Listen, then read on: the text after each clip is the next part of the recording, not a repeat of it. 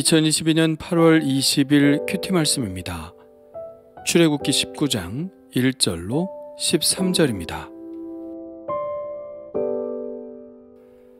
이스라엘 자손이 애굽 땅을 떠난 지 3개월이 되던 날 그들이 시내 광야에 이르니라.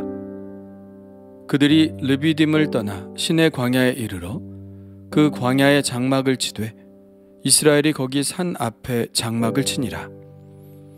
모세가 하나님 앞에 올라가니 여호와께서 산에서 그를 불러 말씀하시되 너는 이같이 야곱의 집에 말하고 이스라엘 자손들에게 말하라. 내가 애굽 사람에게 어떻게 행하였음과 내가 어떻게 독수리 날개로 너희를 업어 내게로 인도하였음을 너희가 보았느니라. 세계가 다 내게 속하였나니 너희가 내 말을 잘 듣고 내 언약을 지키면 너희는 모든 민족 중에서 내 소유가 되겠고 너희가 내게 대하여 제사장 나라가 되며 거룩한 백성이 되리라. 너는 이 말을 이스라엘 자손에게 전할지니라.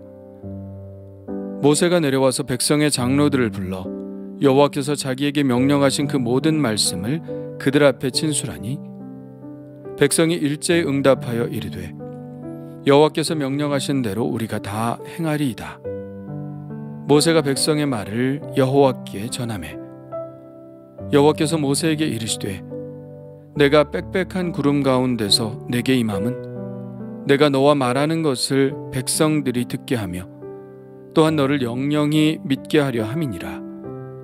모세가 백성의 말을 여호와께 아뢰었으므로 여호와께서 모세에게 이르시되 너는 백성에게로 가서 오늘과 내일 그들을 성결하게 하며 그들에게 옷을 빨게 하고 준비하게 하여 셋째 날을 기다리게 하라. 이는 셋째 날에 나 여호와가 온 백성의 목전에서 시내산에 강림할 것임이니 너는 백성을 위하여 주의 경계를 정하고 이르기를 너희는 삼가 산에 오르거나 그 경계를 침범하지 말지니 산을 침범하는 자는 반드시 죽임을 당할 것이라.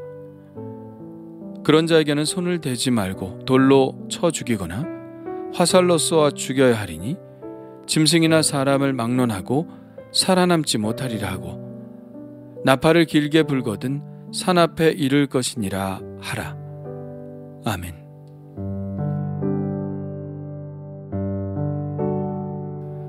이스라엘 백성들의 출애굽 여정을 한번 되돌아볼까요? 람셋을 떠나 숫곳에 이르렀고 이곳에서 인원을 체크해보니 장정이 60만이나 되었습니다. 숫곳을 떠나 에담의 장막을 쳤는데 하나님께서는 낮에는 구름기둥으로 밤에는 불기둥으로 그들을 인도하기 시작하셨습니다. 그들은 홍해바다와 믹돌 사이에 있는 비하히롯 앞에 장막을 쳤으나 애굽 군대가 쫓아왔죠. 하나님은 홍해를 갈라주셨고 이스라엘 백성들은 무사히 홍해를 건넜으나 애굽 군대는 수장되었습니다. 그들이 홍해를 건너 사흘길을 걸어서 도착한 곳이 마라였습니다. 마라에서 쓴 물이 단물로 변하였죠. 마라를 떠나 엘림이라는 오아시스의 장막을 치고 엘림과 시내산 사이에 있는 신광야에 이르렀습니다. 드디어 시내산이라는 제1의 목적지의 이름이 언급되죠.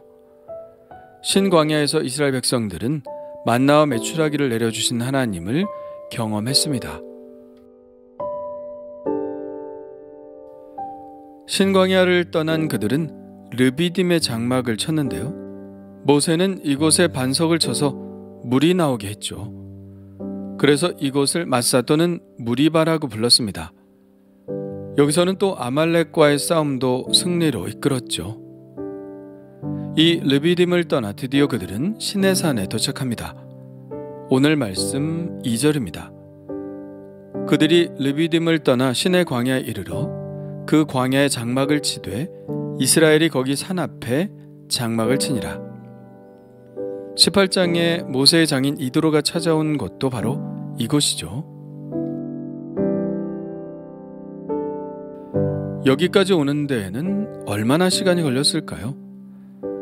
오늘 1절을 보니 3개월이 걸렸습니다. 시내산은 이스라엘 백성들의 첫 목적지였습니다. 그리고 또한 결정적인 목적지이기도 했죠. 여기서 하나님은 그들을 만나 주실 것이고 그들은 하나님 앞에서 제사를 지낼 것입니다. 하나님을 제사하는 것은 그들의 출애굽의 목적이었죠. 그리고 가장 중요한 것, 하나님은 그들에게 율법을 주시고 이 율법을 매개로 이스라엘과 하나님과의 언약이 체결됩니다. 그러므로 이것은 최종적인 목적지는 아니어도 결정적인 목적지인 것은 사실이죠. 자, 그럼 하나님은 이곳에서 어떤 일을 하실까요? 하나님은 시내산으로 모세를 불러 말씀하십니다. 내가 애굽 사람에게 어떻게 행하였음과 내가 어떻게 독수리 날개로 너희를 업어 내게로 인도하였음을 너희가 보았느니라. 그렇습니다. 하나님은 이미 이스라엘 백성들에게 당신의 존재를 드러내셨습니다.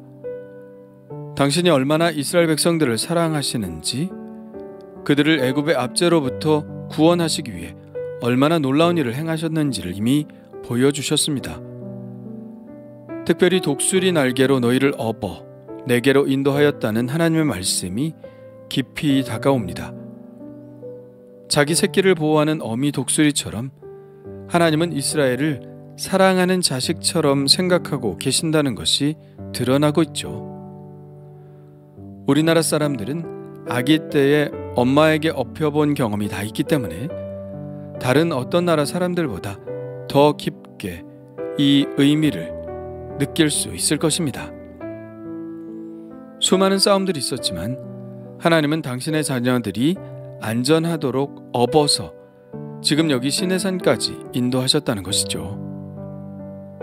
이스라엘이 그 하나님의 위대하심과 또 자신들을 향한 사랑을 이토록 충분히 보았으니 이제 이스라엘은 결단해야 합니다.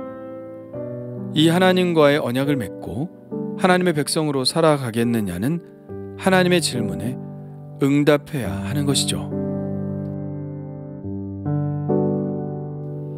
하나님은 그들에게 이렇게 도전하십니다. 세계가 다 내게 속하였나니 너희가 내 말을 잘 듣고 내 언약을 지키면 너희는 모든 민족 중에서 내 소유가 되겠고 너희가 내게 대하여 제사장 나라가 되며 거룩한 백성이 되리라. 너는 이 말을 이스라엘 자손에게 전할지니라. 모든 세계는 다 하나님께 속해 있으나 하나님께서 당신의 말을 잘 듣고 당신의 언약을 지키는 백성을 선택하기를 원하셨습니다. 그리고 또한 모든 세계는 다 하나님께 속해 있기 때문에 하나님은 그 백성들 중에 한 백성을 선택하실 수 있는 권리를 가지고 계시죠. 그런데 하나님은 지금 이스라엘을 선택하시겠다고 말씀하고 계신 것입니다. 이 얼마나 큰 영광인가요? 그런데 하나님은 왜 하필 이스라엘을 선택하셨을까요? 그 정확한 이유는 알 수 없습니다. 그러나 분명한 것은 이스라엘이 다른 민족들에 비해 잘나서 선택하신 것은 아니라는 사실이죠. 신명기에 하나님은 이렇게 말씀하고 계십니다. 너는 여호와 내 하나님의 성민이라. 내 하나님 여호와께서 지상 만민 중에서 너를 자기 기업의 백성으로 택하셨나니 여호와께서 너희를 기뻐하시고 너희를 택하심은 너희가 다른 민족보다 수요가 많기 때문이 아니니라. 너희는 오히려 모든 민족 중에 가장 적으니라. 여호와께서 다만 너희를 사랑하심으로 말미암아 또는 너희의 조상들에게 하신 맹세를 지키려 하심으로 말미암아 자기의 권능의 손으로 너희를 인도하여 내시되 너희를 그 종되었던 집에서 애굽 왕 바로의 손에서 속량하셨나니.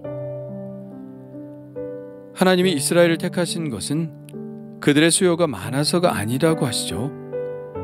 다시 말하면 강해서가 아니라는 것입니다. 오히려 가장 적은 민족을 선택하셨다고 말씀하시죠. 그렇다면 무엇 때문에 이스라엘을 선택하신 것일까요? 이유가 있다면 그것은 그들을 사랑하시기 때문에, 그리고 조상들에게 하신 맹세를 지키시기 위해서 애굽 땅에서 그들을 속량하셨다고 말씀하십니다. 그렇다면 우리는 어떤가요? 하나님께서 우리를 선택하시고 죄의 노예 상태로부터 해방시키신 이유는 무엇일까요? 그것도 마찬가지로 우리를 사랑하셨기 때문이라는 한 가지 이유 외에는 아무것도 없습니다. 우리는 자격이 없는 사람이었죠. 그저 죄인이었습니다. 그러나 우리가 아직 죄인 되었을 때 그리스도께서 우리를 위하여 죽으심으로 하나님께서 우리에 대한 자기의 사랑을 확증하셨습니다. 그저 다른 이유는 없고 사랑하셨기 때문이라는 것입니다. 우리의 상태가 어땠나요? 사랑받을 자격이 있었나요? 아닙니다. 전혀 아니죠. 그때 우리는 이 세상 풍조를 따르고 공중권세 잡은 자를 따랐습니다. 다 그 가운데서 우리 육체의 욕심을 따라 지내며 육체와 마음에 원하는 것을 하여 본질상 진노의 자녀였죠. 세상 사람들과 전혀 다른 것이 없었습니다. 그런데 무엇 때문에 구원을 얻게 되었나요? 다른 이유는 없습니다. 긍휼이 풍성하신 하나님이 우리를 사랑하신 그 큰 사랑을 인하여 허물로 죽은 우리를 그리스도와 함께 살리신 것이죠. 하나님이 이스라엘을 선택하신 것은 하나님의 자유로우신 사랑에 의해 그렇게 된 것입니다. 우리가 구원을 받은 것도 마찬가지고요.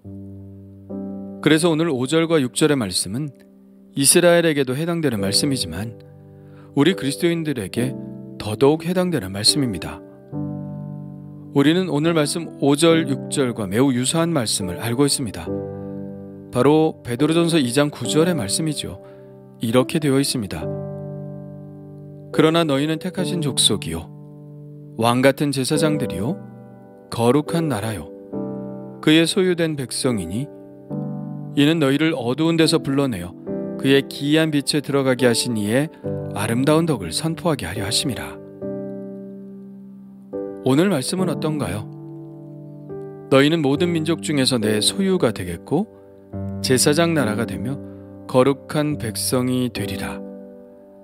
예, 너무 비슷하지 않나요? 이제 이스라엘에게 약속하신 이 약속은 우리 그리스도인들에게 하신 약속이 되었습니다. 그렇다면 우리는 하나님의 백성이 되기 위하여 어떻게 해야 할까요? 위에서 보았듯이 하나님의 백성이 되기 위해 우리가 할 일은 전혀 없습니다. 죄인 되었을 때에, 세상 풍조를 따르고 있을 때에, 자격이 없을 때에 하나님이 그저 이해할 수 없는 그 큰 사랑으로 우리를 선택해 주셨으니까요. 그러니까 하나님의 백성이 되기 위해 우리가 해야 할 것은 아무것도 없습니다. 우리는 하나님의 백성이 되기 위해서가 아니라 하나님의 백성으로서 어떻게 살아야 할 것인가를 생각해야 하는 것이죠. 오늘 말씀에 보면 그 해답은 이미 나와 있습니다. 5절입니다. 너희가 내 말을 잘 듣고 내 언약을 지키면 이라고 말씀하고 있죠. 하나님의 말씀을 잘 지켜 행하는 삶을 살아야 합니다. 이것이 하나님의 소유된 백성으로서의 마땅히 행해야 할 일이죠. 자, 그렇다면 오늘 말씀대로 나는 하나님의 백성으로서 하나님의 말씀을 잘 듣고 있나요? 하나님과의 언약을 잘 지키고 있나요?